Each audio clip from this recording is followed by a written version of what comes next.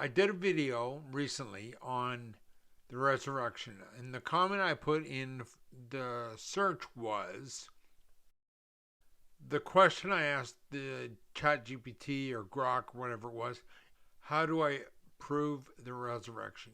And so it gave me an answer, a 4-minute answer. I said, give me something short so I could write a short video. They gave me those comments. One of the comments included that Bart Ehrman, the famous atheist and New Testament scholar, agreed. I had some comments from John in the UK, especially.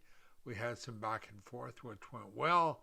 And so it got me thinking, what would happen if I typed in the same comment to ChatGPT and the X Twitter search engine of Grok? So I went to Grok, and this is what I've got right here.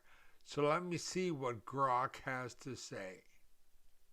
Does Bart Ehrman believe in the resurrection?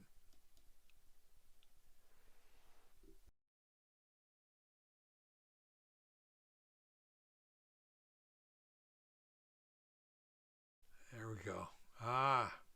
Agent one, he does not believe. See why? See, this is why you've got to check Chat GPT, whatever. Do your back and forth. Um, I don't think he explicitly says no. I think he says um, it can't be proven. So that's his position. But according to his agnostic atheist, former Christian scholar who argues it can't be proven. Okay, so here we go. The final answer. No, Bart Ehrman does not believe in the resurrection of Jesus. He is a New Testament scholar, formerly evangelical Christian, lost his faith, and now an agnostic atheist. If you know anything about agnosticism, it believes there's something, but they won't admit that it's God. He explicitly states that he does not think Jesus was literally or physically raised from the dead. In his view, this is not something that can be established historically, as historians deal in probabilities and natural explanations, and a miracle, by definition, falls outside that framework. Well, if Bart Ehrman is an atheist now, he doesn't believe in God, so he doesn't believe in miracles. So the resurrection is a miracle, and it's the miracle that Christians hang their faith on. And we believe in a miraculous, all-powerful God that can deliver us from death for the eternal, and he proved that by delivering Jesus from the grave. Now let's see what ChatGPT says. Okay, so in chat we've compared Bart Ehrman, William Lane Craig, and Gary Habermas. So Ehrman doesn't. He uses strict historical critical methods, excludes miracles, as I said. So he doesn't believe in God. So that discounts miracles right off the bat. Habermas do not rule out miracles a priori. So as he said right here, whether historians are allowed to conclude God raised Jesus is the core disagreement. The empty tomb, Ehrman thinks it may be possible, but not certain. Raises doubts because of differences in the gospel accounts, the lack of explicit early mention, example Paul, and burial by Joseph of Arimathea could be debated. Craig and Habermas argue the tomb is historically very likely, and key arguments are the early sources, women as witnesses, which would be the criterion of embarrassment, because women in that time period, if you're trying to invent a lie, you'd want a strong case, so you wouldn't use women because women's testimony was deemed as half of a man. Also, the setting in Jerusalem is easy to verify or falsify. Because this all happened in and around Jerusalem. There would be a lot of people that could debate, could deny, or confirm. Is the empty tomb secure history or uncertain tradition? Post-resurrection appearances. Now, John from the UK, we he made me think about some stuff here. Like, if you've got 500 people, and it's 500 men probably, and less than, so you're going to have women and children on top of that, but nobody else wrote it down, which is a valid question. It's a valid question. Do we need that testimony um, to make our case about Christ's resurrection, given the other things that we talk about? Ehrman fully agrees the disciples had real experiences, so that they did, but he interprets them as visions, like bereavement experiences, possibly individual or group psychological phenomena. Lacona talks about group hallucinations being um, highly improbable, especially for a group of over 500. But if we deny there's been multiple experiences. We see him, Thomas, famously touches Jesus' side. He eats and drinks with them, and all the disciples have the same experience, the same vision. If everyone has a vision, they're probably not all gonna. The probability that they have the exact same vision is going to be highly doubtful.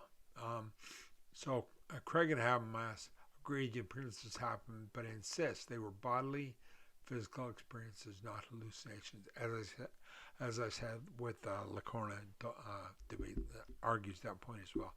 So the origin of the disciples' belief, Ehrman believes these visions plus Jewish experiences about the resurrection. Gradual theological development.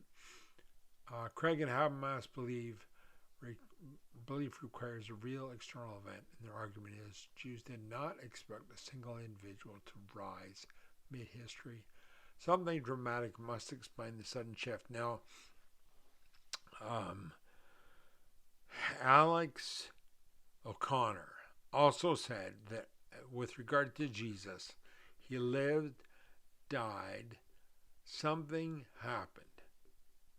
Something monumental happened that made people change their behavior, and that has affected people throughout time since then. And we can't deny any of that. So the use of 1 Corinthians 15, what's also known as the early creeds. Ehrman accepts that Paul the Apostle preserves very early tradition, but he interprets his appearances, including Paul's, as visions. Now, Paul, famously on the road to Damascus, saw Christ through a vision. And my point is that Paul recognized Jesus as an individual because he had seen Jesus around Jerusalem at festivals, and being that he, sorry, I'm going to really, this my nose is bugging me. And since he had seen Jesus at festivals around Jerusalem, and he was a Pharisee who had been highly aware of who Jesus was. So Craig and Habermas treat 1 Corinthians 15 as a key historical bedrock. They emphasize the early creed came within a few years of the crucifixion and showed Christians worshiping together. Lists multiple witnesses, including groups. Does Paul describe visions or physical encounters? That's the core disagreement. Ehrman, hallucination hypothesis. He's open to visionary experiences as explanation and notes similar phenomena happening in Greek context. Craig and Habermas reject hallucinations because hallucinations are typically individuals, not groups, as I said, with regarding the 500, and it does not explain the empty tomb, but Habermas doesn't agree with the empty tomb, Ehrman doesn't agree with the empty tomb as well, and Habermas and Craig do not produce sustained, consistent belief across groups. The core disagreement here, physiological explanation is sufficient. Can miracles be historical? Ehrman says no, historians cannot establish miracles. So, again, as an atheist, Ehrman would deny the miraculous. Here again, the philosophy of history, not just facts, is the court agreement. Craig and Habermas say yes, miracles can be historical if the evidence is strong and competing explanations fail. So, like in a court of law or an arrest, when we're going to be talking to J. Warner Wallace in May, so maybe we can get another position on that. This would be fantastic. Minimal facts approach. Ehrman accepts many minimal facts, crucifixion, disciples' experiences, and Paul's conversion, but he rejects the resurrection explanation. Now, Ehrman also disagrees with while he accepts the disciples' experience, he takes them to be visionary experiences, and also Paul's conversion is also considered a visionary experience to him, but he does reject the resurrection. Habermas builds a case from widely accepted facts, and he argues that the resurrection explains them the best. Core disagreement is we have the same data but different conclusions. The burden of proof. Ehrman's resurrection requires extraordinary evidence.